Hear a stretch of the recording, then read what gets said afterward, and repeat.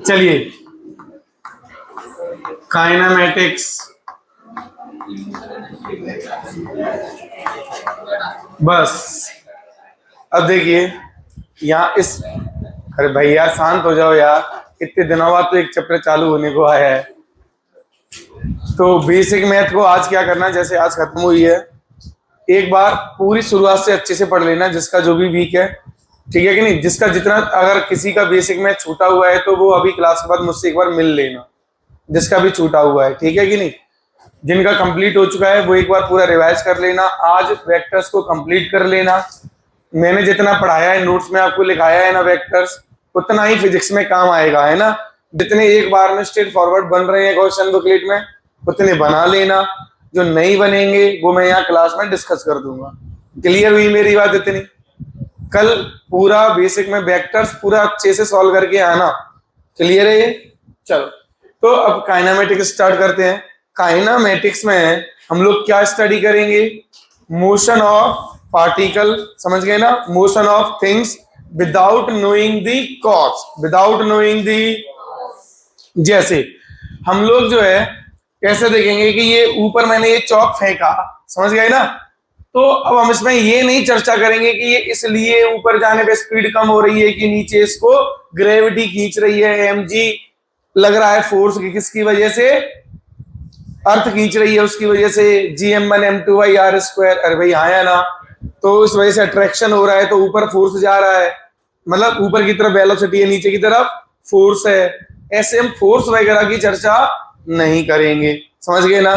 कोई चीज जो है मोशन में आ रही है तो क्यों आ रही है? फोर्स एक रीजन होता है। अरे भाई आया ना, तो हम ये रीजन नहीं जानेंगे अभी। क्लियर है ये चीज? गाड़ी ऐसे मुड़ रही है तो क्यों मुड़ रही है? मुड़ रही है, हैंडल मोड़ दिया इसलिए मुड़ रही है, बस। अरे भाई आया ना, इतना जानेंगे अभी काइनेमेटिक्स में। ये बाकी की सारी चीजें कब जानेंगे? कॉज कब जानेंगे? एनएलएम में जानेंगे। अरे भाई आया ना, क्लियर है? तो अभी हम क्या पढ़ेंगे? Motion of particle without knowing the cause. तो kinematics is a study of motion of particles without knowing the cause. चाहो तो ये एक लाइन आप लिख भी सकते हो। क्लियर है ये चीज?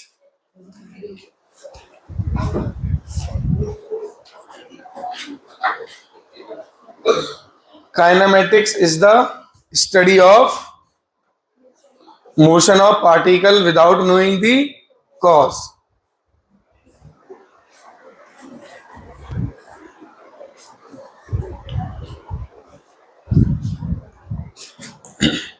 अब हम इसमें कुछ भी फालतू वालतू का नहीं आएंगे, सीधा हम आएंगे डायरेक्ट। कहां पे आ जाएंगे बोलो? डिस्प्लेसमेंट और distance, without wasting time. Clear है चीज? चलो, एक चीज थोड़ी सी जरूरत पड़ती है, फ्रेम ऑफ रेफरेंस। क्या जरूरत पड़ता है बोलो? क्या ये पता है आपको क्या होता है फ्रेम ऑफ रेफरेंस? क्या होता है? जैसे ऑब्जर्वर है, ध्यान देना, जो जैसे अगर मैंने बोल दिया कि मैं चीजों को ऑब्जर्व कर रहा हूं कि ये पंखा ऐसे चल रहा है, तुम लोग ऐसे ऐसे जा रहे हो, तो मैं क्या बन जाऊंगा बोलो? Frame of reference. क्या बन जाऊंगा? फ्रेम ऑफ, मतलब जो भी ऑब्जर्वर होगा, समझ गए कि नहीं? जो भी क्या होगा बोलिए? उसके रेस्पेक्ट में चीजें अगर डिफाइन हो रही हैं तो मेरे रेस्पेक्ट में मुझे मेरा जो कोऑर्डिनेट सिस्टम होगा उसमें 0,0,0 ओरिजिन मान लेंगे और वहां से सारी चीजों को मेजर करेंगे। क्लियर हो गई मेरी बात? अरे भाई हाँ या ना? तो फ्रेम ऑफ रेफरेंस पे डिस्प्लेसमेंट भी डिपेंड करेगा कि नहीं करेगा? बताओ। अरे भाई करेगा। कहां से देख रहे हैं? समझ में आ रहा है मेरी बात? कहां से देख रहे हैं? तो डिस्प्लेसमेंट अगर अपन देखेंगे तो डिस्प्लेसमेंट क्या होगा वैसे? x2 माइनस x1। क्या होगा वैसे? x2 माइनस, तो जो x2 माइनस x1 होगा, आप किसी भी फ्रेम से देखोगे तो वो सेम होगा या अलग अलग होगा? बताओ, सोच के देखो। आप कहीं से भी देख लो। अब मेरी बात ध्यान से सुनना, ऐसा हम थोड़ा सा देखते हैं, मतलब एक एग्जांपल लेके समझते हैं इस चीज को, ठीक है। मान लीजिए एक पॉइंट है 1,2,3, ये पॉइंट ए पॉइंट है, ध्यान दे रहे हो ना। अब ए से हम गए, ध्यान देना, ए ऑब्जर्व कर रहा है। ये क्या कर रहा है? ऑब्जर्व कर रहा है बी, और यहाँ पे कौन ले लेता हूं मैं, सी। क्लियर है ये चीज। हम अब यहाँ बी से सी में गए, कहां पे गए, बी से सी में। अरे बोलिए। अब यहाँ एक ऑब्जर्वर है मान लो P, और एक ऑब्जर्वर है यहाँ Q। ध्यान देना, Q है 0,0, मान लीजिए कहीं भी यहाँ कहीं होगा 0,0,0, ये है Q। अब ध्यान दीजिए P के रेस्पेक्ट में ये कितना चला और Q के रेस्पेक्ट में कितना चला, क्या अलग अलग है या सेम है? डिस्प्लेसमेंट अलग अलग है कि सेम है? अरे भाई हाँ या ना। कैसा है ये दोनों पार्टिकल अभी ये दोनों ये कैसे हैं, रेस्ट पे हैं। कैसे हैं ये मोशन में तो है नहीं। बोलिए। जैसे ध्यान देना, आप सब लोग अलग अलग फ्रेम ऑफ रेफरेंस होगी नहीं। अब मैं यहां से यहां तक चला तो मेरा कितना डिस्प्लेसमेंट हुआ बताओ। प्लैंक की लेंथ, ये जो बेस है जो बना हुआ है इधर, ये इस पे जितना मैं ट्रेवल किया उतना ही तो आएगा डिस्प्लेसमेंट। अब चाहे वो बच्चा उधर से देखे चाहे ये देखे। अरे भाई हाँ या ना। अरे भाई बोलिए। तो x2 माइनस x1 तो क्या होगा बोलिए, सेम हो जाएगा। कोई दिक्कत तो नहीं। अगर वो पार्टिकल कहाँ पे है, ऑब्जर्वर कहाँ पे हमारे, रेस्ट पे है। कहाँ पे है? अगर मोशन में होता, मान लो ये रेस्ट पे है और ये बच्चा मोशन में है, तो अब मान के चलो कि ये भी मेरे पास आता जा रहा है सपोज। अरे भाई हाँ या ना। तब क्या होगा, तब क्या होगा? अब देखो, इसने पहले तो इसके रेस्पेक्ट में तो मैं अब कुछ और चल जाऊंगा ना। मेरी बात समझ गए कि नहीं? तब जाके डिस्प्लेसमेंट वगैरह कैसे आने लगेंगे बोलो, अलग अलग आने लगेंगे। अरे भाई हाँ या ना। तो ये चीज याद रखना, अगर रेस्ट पे कोई दो ऑब्जर्वर है, कोई पर्सन चल रहा है या कोई पार्टिकल चल रहा है, तो डिस्प्लेसमेंट वही ऑब्जर्व होगा जो दोनों के रेस्पेक्ट में होगा। क्लियर? x2 माइनस x1। समझ गए? चलो चलिए हम सीधा डायरेक्ट आते हैं डिस्प्लेसमेंट पे। इस पे आते हैं डिस्प्लेसमेंट, डी वेक्टर। डिस्प्लेसमेंट कैसा क्वांटिटी है बताओ? एक वेक्टर क्वांटिटी है। कैसा क्वांटिटी है ये? वेक्टर क्वांटिटी है। क्या है इसकी basic definition? Shortest distance between the two points या टू पोजीशंस। दो अलग अलग पोजीशन के बीच में, दो अलग अलग पोजीशन के बीच में ए और बी दो अलग अलग स्थान है। समझ गए? ये ए से बी तक पहुंचने के लिए हमारे पास इनफाइनाइट रास्ते हैं। कितने रास्ते हैं? कितने रास्ते हैं? लेकिन हमें डिस्प्लेसमेंट कौन सा वाले के जरिए बोला जाएगा बोलो? शॉर्टेस्ट। कौन सा? शॉर्टेस्ट वाले को। क्लियर है ये चीज? तो ये डिस्प्लेसमेंट हो गया। बाकी ये सब क्या है? डिस्टेंसेस होंगे। अरे भाई हाँ या ना। तो ये क्या हो गया? डिस्प्लेसमेंट की डेफिनेशन क्या हो गई? It is the shortest distance travelled between the two positions या टू पॉइंट्स। लिख लो ये चीज।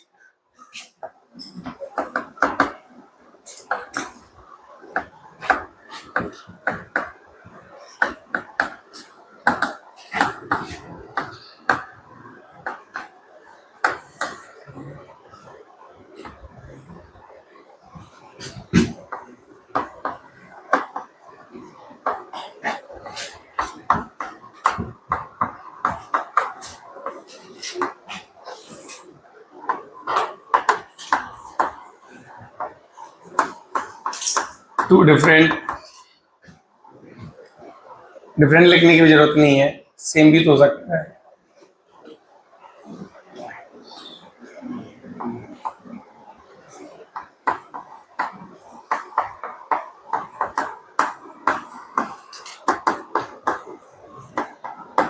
चलिए क्लियर है ये? बहुत सिंपल है। अब अच्छा, वेक्टर फॉर्म में कैसे बताएंगे? वेक्टर फॉर्म में मान लीजिए, देखो तो यहां पे थोड़ा ध्यान से। मान लीजिए ये पॉइंट है ए, तो ये पोजीशन एक पॉइंट है ये बी। ठीक है? तो इनके पोजीशन वेक्टर गिवन है मुझे। किसके किस पोजीशन वेक्टर क्या होता है बच्चों? चलो ये पूछती है, थोड़ा देखते हैं कितनों को याद है। पोजीशन वेक्टर क्या होता है? बिल्कुल सही। Position vector is always defined with respect to origin. याद रखना पोजीशन वेक्टर हमेशा किसके रेस्पेक्ट में डिफाइन करते हैं? ओरिजिन। तो ये कहलाएगा मान लो आर ए वेक्टर और ये क्या होगा बोलो?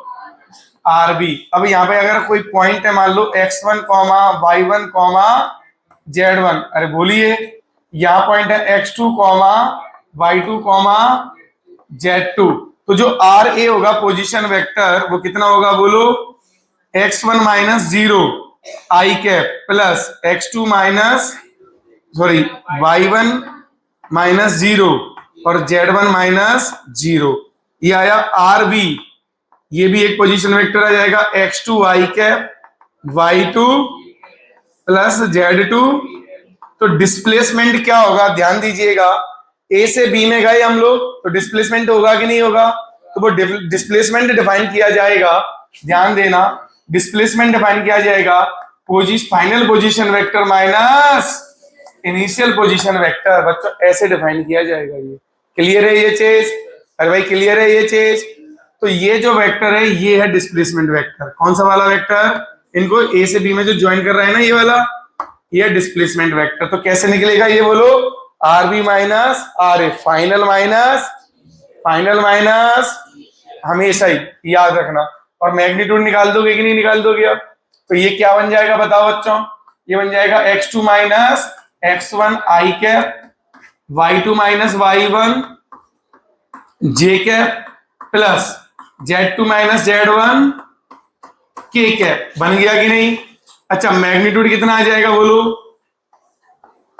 Under root A square plus B square plus, अरे बोलिए यार, ए स्क्वायर प्लस, अच्छा डिस्टेंस फॉर्मूला भी यही था क्या? अरे डिस्टेंस फॉर्मूला यही था क्या? तो डिस्टेंस फॉर्मूला भी क्या देता था? Shortest distance between the 2 points. और वेक्टर भी क्या दे? वेक्टर लेंथ हमेशा कैसी होती है? शॉर्टेस्ट होती है कि नहीं? अरे 2 पॉइंट के बीच में अगर वेक्टर बनेगा तो वेक्टर तो सीधा बनता है ना, कि वेक्टर ऐसे बनता है, ऐसे लो ये में वेक्टर होंगे, ऐसे बनता है क्या ये?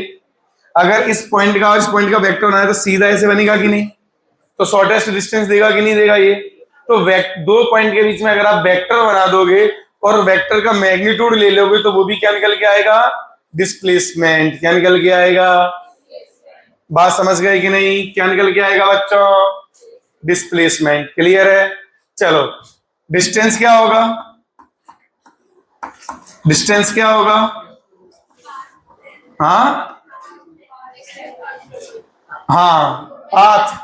पाथ ट्रेवल्ड नहीं, पाथ लेंथ, डिस्टेंस ट्रेवल्ड। अरे भाई हाँ है ना? ठीक है कि नहीं?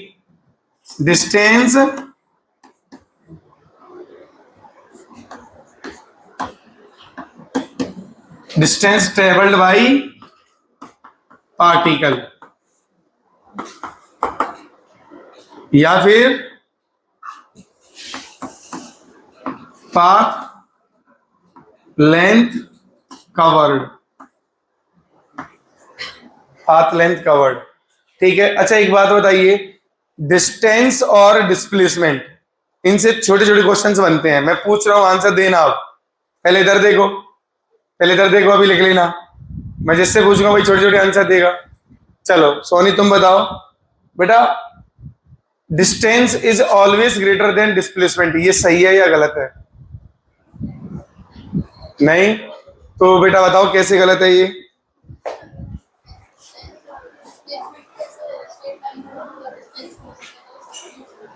हाँ कुछ ऐसे बोलो। अब सुनो मेरी बात, कि अगर पार्टिकल स्ट्रेट लाइन में ट्रेवल कर रहा है, किस में ट्रेवल कर रहा है? ध्यान देना, यही स्टेटमेंट आएंगे पेपर में, फंस जाओगे फिर। इसलिए मैं जो भी स्टेटमेंट बोलूंगा वो नोट भी करने हैं, पहले सुन लो फिर नोट करेंगे। कि अगर कोई पार्टिकल सीधा चल रहा है, कैसे चल रहा है बोलो? विदाउट टर्निंग, विदाउट, ये वर्ड ध्यान से सुनना। A particle is moving in straight line without, then displacement must be equal to, समझ में आ गया? ये मस्ट बी इक्वल आएगा। अरे हाँ कि ना? अच्छा तो अगर उसने टर्न कर लिया तो डिस्टेंस, जैसे इसको मैंने ऊपर फेंका इस ढक्कन को और वापस आ गया, तो यहां पे मान लो ये डी गया, वापस डी आ गया, तो इनिशियल और फाइनल कितना है इसका? 0 हो गया। अरे इनिशियल और फाइनल तो सेम पोजीशन है, तो वे तो डिस्प्लेसमेंट इज, लेकिन डिस्टेंस कितना, डी जाने का डी आने का। लेकिन इसमें क्या हुआ, टर्न हो गया ना, क्या हो गया यहाँ। अच्छा जब तक टर्न नहीं था, जब तक टर्न ऊपर जा रहा था सिर्फ, क्या डिस्टेंस टॉप तक जब तक टर्न नहीं है, क्या डिस्टेंस और डिस्प्लेसमेंट बराबर थे? तो क्या जो स्टेटमेंट मैंने बोला वो आपको छप गया था भेजे में, कि when a particle is travelling in a straight line without, then distance and displacement are must be equal. Clear हो गया ये। और अगर टर्न वर्न हो गया तो गड़बड़ हो जाएगा मामला। हाँ ये लिखो जल्दी। हाँ ऐसे कह सकते हो तो अब कि डिस्टेंस में बी ग्रेटर और इक्वल टू डिस्प्लेसमेंट। लिखो ये सब। हाँ ए बी वेक्टर भी तो लिख सकते हैं ना, जो फाइनल बी को फाइनल मान के माइनस कर देंगे, ये पोजीशन रख सकते हैं। हाँ दादा लिख ले। अब यहां देखो मैंने क्या क्या बोला, फिर से बोल देता हूं। पहला स्टेटमेंट मैंने क्या बोला कि व्हेन अ पार्टिकल बात नहीं moving in straight line without turning, without deflection या विदाउट टर्निंग, है ना, टर्निंग या बेंडिंग जो भी कहो आप। और क्या कह सकते हो, कीपिंग डायरेक्शन सेम, है ना, keeping direction same. Direction same है इसका मतलब टर्न नहीं हो रहा है ना। Then distance must be equal to displacement, otherwise कुछ भी हो सकता है, otherwise distance greater than displacement. अरे बोलो, तो हम ऐसे कहते हैं क्या कि डिस्टेंस, ध्यान देना, distance is greater than equals to displacement. Clear है ये? अरे हाँ है ना। अच्छा अगर मैं इसको डिवीजन में ले आऊं, ऐसे ले आऊं, तो डिस्टेंस डिवाइडेड बाय डिस्प्लेसमेंट,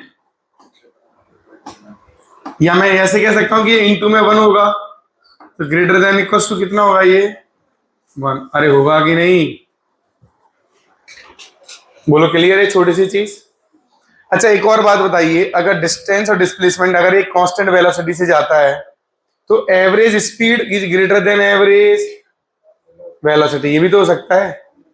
अरे भाई आया ना, कांस्टेंट मत करो, कुछ भी कर लो चाहो, कैसे भी जा रहा है, तो एवरेज वर्ड बोल दिया, तो एवरेज तो अपने आप में क्या होता है, मैंने बोला तो था, है ना। तो ऐसे भी हो सकता है ना कि एवरेज स्पीड, कैसे आएगा ये, total distance travelled upon total time करूंगा तो कौन बन जाएगा, बोलो, डिवाइडेड बाय टाइम को तो मल्टीप्लाई, इसमें यहां पे भी टाइम का डिवाइड कर दूं, यहां पे भी टाइम का डिवाइड कर दूं, और ये क्या बन जाएगा, एवरेज वेलोसिटी। और वेलोसिटी का क्या है यहाँ पे, मैग्नीट्यूड है, ये क्या है बोलो, है ना। तो ये भी कह सकता हूं कि ये भी ग्रेटर देन इक्वल टू क्या होगा, 1 हो जाएगा। बोलो हाँ या ना, क्लियर है ये चीज।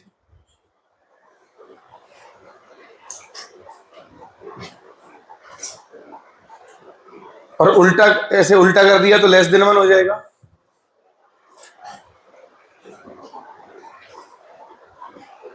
लिख लिया, लिख लिया सबने? नहीं लिख ही नहीं पाते हैं, छोटी सी चीज। बस अब इधर देखो, बस कोई बातचीत नहीं। अब यहां पे देखो, तो अब छोटा सा एक क्वेश्चन ले रहा हूं, पहले एकदम छोटा सा।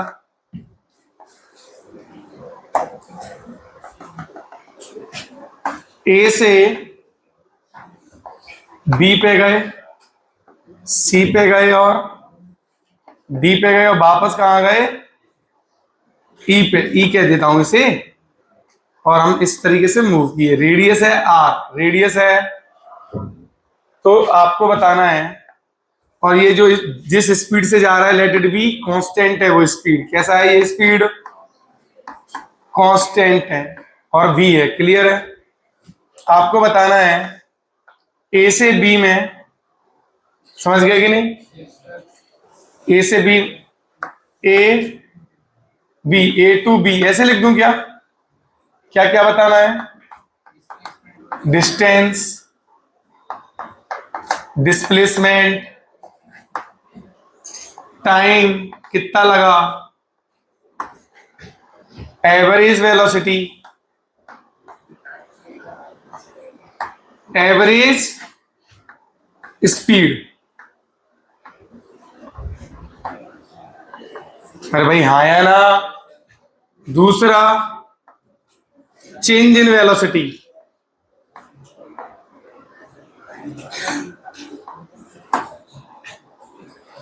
अगला एक्सेलरेशन। बस इतने ही कॉलम बनाए तो भाई कॉपी छोटी पड़ जाएगी फिर। हाँ, ये अब ये ए बी के लिए भी लिखना है, ये यही पूरा, और किसके लिए लिखना है? ए से सी के लिए भी लिखना है, और यही ए से डी के लिए और ए से ई के लिए।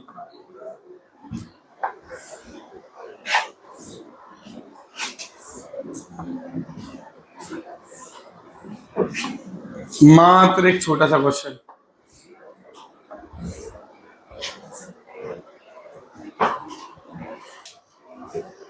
अब यहां पे देखो बच्चों ध्यान से, जब हम ए से कहां पे पहुंचेंगे बोलो, बी पे पहुंचेंगे, है ना? तो डिस्टेंस तो ये पाथ लेंथ ही होती है ना, तो ये पाथ लेंथ कितनी होगी बोलो? ये 90 डिग्री कवर किया इन्होंने, तो π/2 कवर किया कि नहीं? तो जो आर्क लेंथ होगी वो आर्क लेंथ कैसे लिखी जाती है बोलो? आर्क लेंथ कैसे लिखी जाती है? Radius into theta. Theta should be in radian, should be in, तो हर बार ऐसे लिखा जाएगा लेंथ बराबर आर थीटा डिस्टेंस के लिए। किसके लिए लिखा जाएगा ये? अरे बोलो, चलिए तो डिस्टेंस फटाक से कितना आया पहले ए से बी में? आर थीटा, थीटा कितना है? π/2। डिस्प्लेसमेंट कितना है देखो तो ध्यान से, ये डिस्प्लेसमेंट होगा कि नहीं? ये भी आर, ये भी आर, पाइथागोरस लगाएंगे तो √2r, तो कितना आया ये? √2 टाइम। टाइम में हमेशा पाथ लेंथ लेते हैं, ऑलवेज क्या लेते हैं? एक्चुअल में वो चला कहा, पाथ वही तो चला उस रास्ते पे। अरे भाई बोलो, तो याद रखना पाथ लेंथ लेते हैं, तो जो टाइम आएगा वो आएगा, डिस्टेंस लेंगे हर बार, क्या लेंगे? तो πr/2 अपॉन v स्पीड। अरे बोलो, डिस्टेंस अपॉन स्पीड ही कौन होगा? टाइम। चलिए एवरेज वेलोसिटी कितना निकलेगा? Displacement upon time taken. अरे बोलिए, तो डिस्प्लेसमेंट है √2r divided by πr upon 2v। अरे बोलिए, ये आएगा। यहां पे एवरेज स्पीड, एवरेज स्पीड तो मुझे लगता है कांस्टेंट स्पीड तो यही है ना, तो ये तो v का v रहेगी। बाय द वे कैलकुलेट करोगे तो भी वही आएगा, πr/2 डिवाइडेड बाय टाइम कितना है? πr upon 2v। सॉल्व करने पे ये v ही आएगा। कॉमन सेंस वाली बात थी ना ये। तो स्पीड हमेशा सब में क्या आएगी? v। सब में क्या आएगी बोलो? Delta v। Important, delta v कैसे निकालेंगे? अनुराग, डेल्टा v कैसे निकालेंगे? सर ये आपने एवरेज कैसे निकाली? क्या? डिस्टेंस अपॉन टाइम और डिस्प्लेसमेंट अपॉन टाइम। टाइम ये रहा। हाँ बोलो कैसे, जल्दी बोलो। वेक्टर से कैसे? तो एक बात बताओ, मैंने ये नहीं बताया था क्या ये कि इक्वल वेक्टर्स होते हैं, उनका अगर चेंज निकालना तो 2v sin θ/2। अरे भाई हाँ या ना? कितना होगा? 2v sin, तो भूल गए क्या यार? तो 2v sin 90/2। अरे हाँ या ना? तो कितना आएगा सॉल्व करने पे? √2v। कितना आएगा? एवरेज एक्सेलरेशन क्या होगा? Delta v divided by delta T. तो डेल्टा वी है √2v और टाइम हमें पता है ये रहा। अरे बोलो पाई आर अपॉन 2v। तो सॉल्व करने पे कितना आएगा ये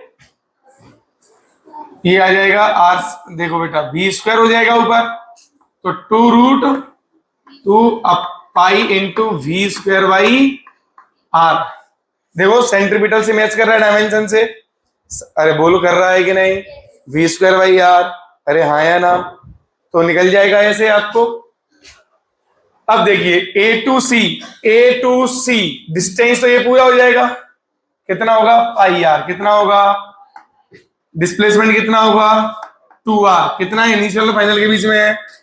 अरे बोलिए टाइम कितना होगा, बोलो पाई आर बाय 2v होगा कि नहीं होगा। वापस अब ये तो भर देंगे, अब तो वापस पूरा हो जाएगा।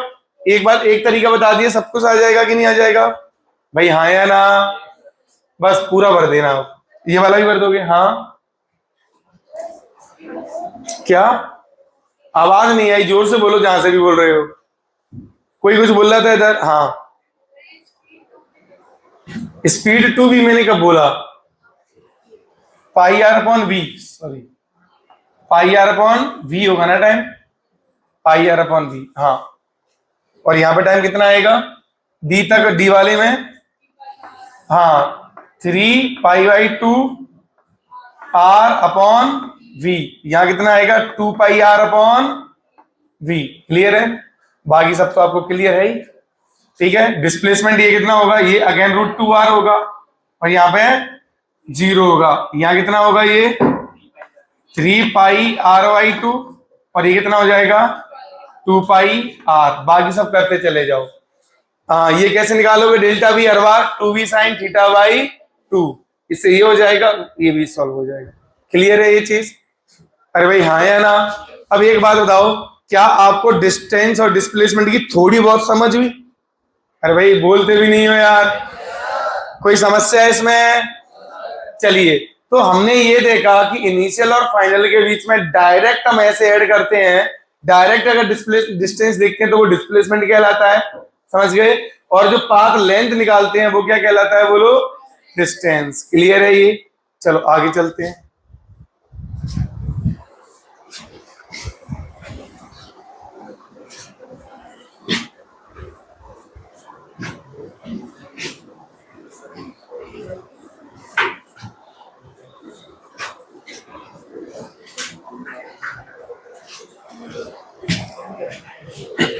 चलिए बात नहीं, थोड़े से इस तरह, बड़ा प्लीज अब यहां देखिए, अब थोड़े से इस तरह के भी क्वेश्चंस आते हैं, ज्योमेट्री वाला बना के आ जाए कुछ, है ना। ज्योमेट्री के कैसे आ सकते हैं कि मान लीजिए कुछ ऐसा कुछ क्वेश्चन मैं क्रिएट कर रहा हूं, प्लीज ध्यान दीजिए कि एक सर्कल बना दूं, क्या बना दूं बोलो, क्या बना दूं बोलो। और इस सर्कल पे ये यहाँ पे ऐसा कुछ है ना, देखो तो यहाँ पे, अब ध्यान देना, मैंने इसके बॉटम पे ना कोई एक पॉइंट चिन्हित कर दिया ए, क्या कर दिया पॉइंट ए। क्लियर है ये। अब इसमें अलग अलग तरह के क्वेश्चन आ सकते हैं कि ये कितना घूम जाए, कुछ क्वार्टर घूम जाए या हाफ घूम जाए, समझ गए ना। अच्छा एक बात बताइए, कोई भी ये पॉइंट है, ध्यान देना, ये अभी मैंने चिन्हित कर दिया, ये पॉइंट ए है, ये दिख रहा है इसका ब्लैक सा ये कुछ, अरे भाई हाँ या ना।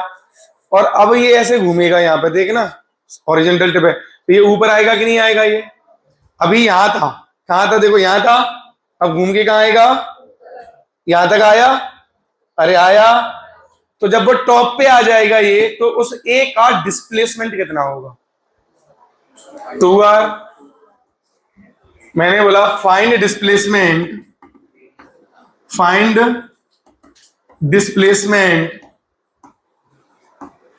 of A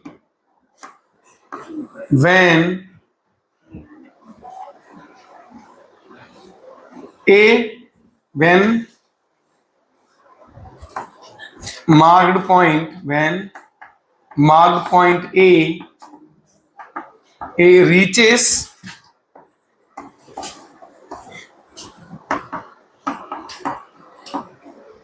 top of the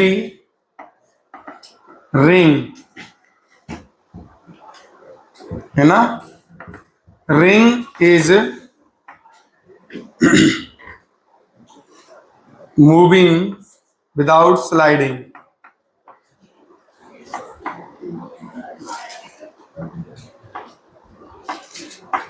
without sliding,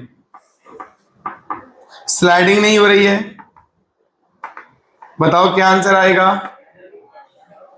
हाँ, अंडर रूट 14R, एक आंसर आया अंडर रूट 14R। एक अनुराग तुम बोल रहे थे कुछ?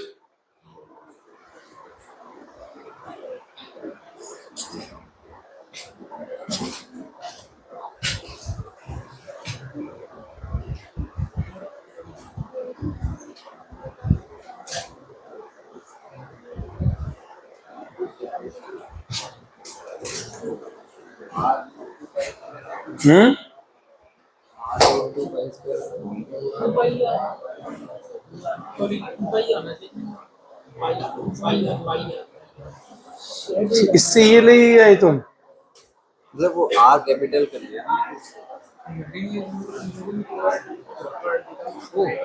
विदाउट स्लिपिंग जा रहा है? अरे कैसा जा रहा है ये? तो ये ऐसे ऐसे ऐसे ऐसे होते होते होते यहाँ पे कुछ ऐसे पहुंचेगा, ये ए पॉइंट ऊपर पहुंच गया कि नहीं? तो एक बात बताओ, ये डिस्प्लेसमेंट यही तो हुआ। ये कितना ऊंचा हुआ? 2R। और ये आधा ही तो अभी तक खुला है, आधा ही तो अनरैप हुआ है, ऐसा समझो। तो ये कितना होगा? पाई आर। ये 90 डिग्री, तो ये कितना आएगा डिस्प्लेसमेंट बताओ? अंडर रूट पाई आर का होल प्लस 2R का होल, ये आएगा आंसर। अरे भाई हाँ है ना? अच्छा तुम वैसे कह रहे हो, सही है। तो वैसे पाई स्क्वायर को उसने एज्यूम कर लिया है 10, रूट 10, मतलब पाई स्क्वायर को 10 और पाई को रूट 10, तो वहां से उसने बोला तो ठीक है, कोई दिक्कत नहीं।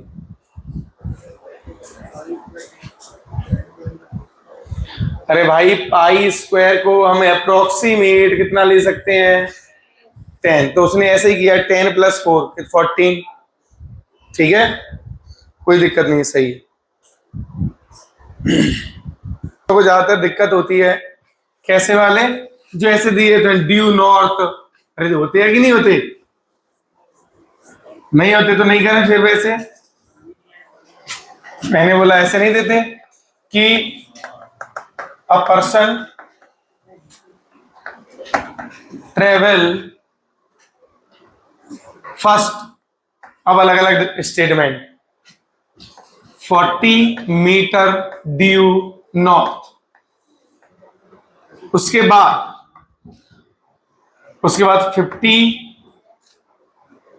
Metre at 37 degree north of east, या वेस्ट बोल रहे हो तो लोग वेस्ट बोल देते हैं। तीसरा 20√2 मीटर साउथ ऑफ ईस्ट।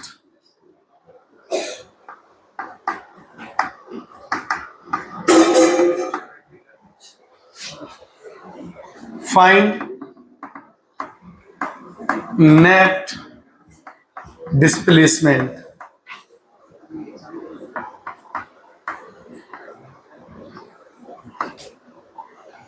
बताइए।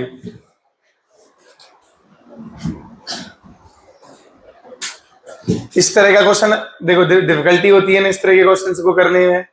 अरे भाई आया ना? अब ध्यान देना। अच्छा इसमें मैं एक और थोड़ा सा ऐड कर रहा हूं।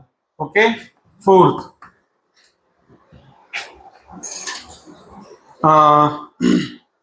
30 मीटर अपवर्ड,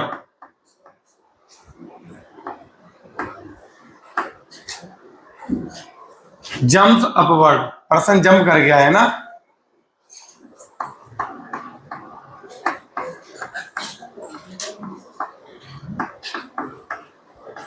चलो, या एक पेड़ पे चढ़ गया 30 मीटर के पे, अरे बोलिए, अब उसका बताना है आपको। क्लियर है ये चीज?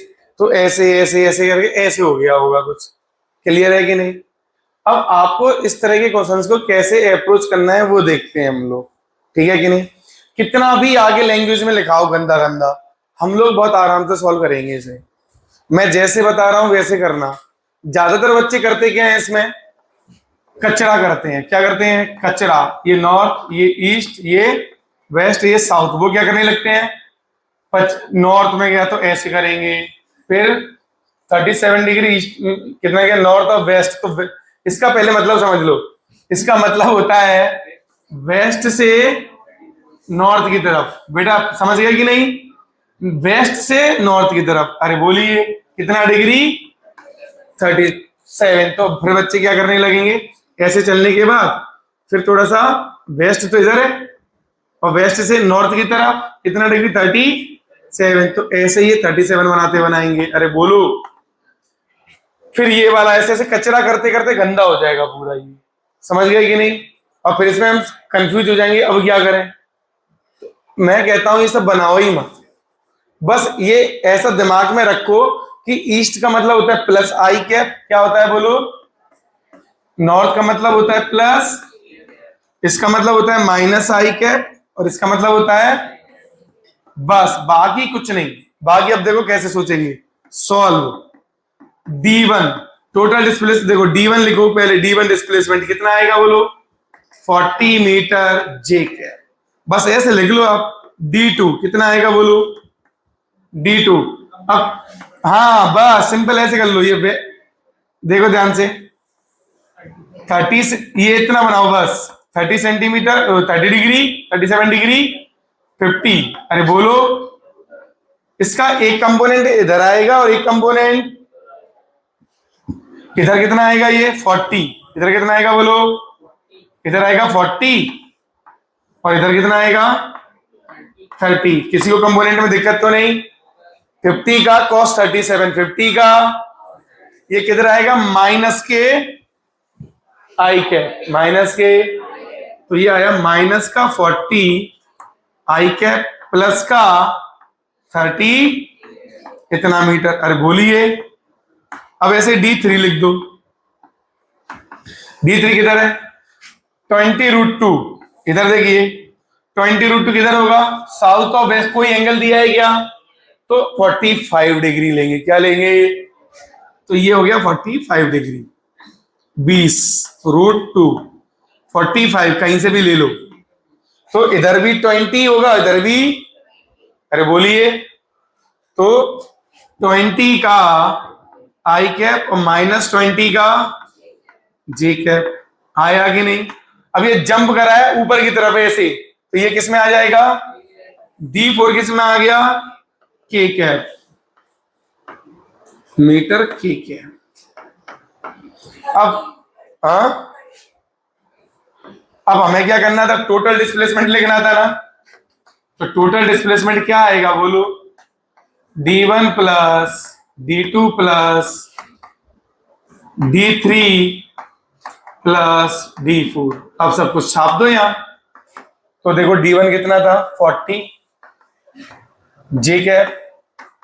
ये कितना था? D2 -40 आई प्लस 30 जे कैप प्लस कितना आएगा? ये 20 आई कैप -20 प्लस 30 के कैप। अब आई आई वाले जोड़ लो। तो -40 -20, -20 बचा ओवरऑल। -20 आई, 40 प्लस का ये 70 -20, तो प्लस का 50 जे कैप प्लस 30 के कैप। अब बताओ, ये आसान नहीं है लिखना। फाइनल डिस्प्लेसमेंट वेक्टर पूछे तो भी आ जाएगा, और मैग्नीट्यूड भी आ जाएगा कि कितना है। √20 स्क्वायर, 50 स्क्वायर, 30 स्क्वायर। तो देखो यहां से 10 10 10 कॉमन आ गया। तो 10, ये कितना बचेगा? 4, ये 25 29 और 9 38। इतना मीटर, कितना आसान था निकालना। अरे भाई बोलिए, कोई समस्या है इसमें? तो इस तरीके से इस तरह के क्वेश्चन को हम लोग अप्रोच करेंगे। समझ गए? 4 कदम आगे तो 2 कदम पीछे। अरे भाई ऐसे होते हैं कि नहीं? मान लो एक पोल है, पोल पे ग्रीस लगा है, चढ़ रहे हैं पोल पे 1 सेकंड में 3 मीटर, और अगली 1 सेकंड में खिसक भी रहे हैं 2 मीटर 1 मीटर, ऐसे नहीं आते? तो उस तरह के क्वेश्चन आप कर लोगे। एक काम करना, मैं कल करा दूंगा, ठीक है? अभी टाइम हो गया, तुम लोग थक गए हो।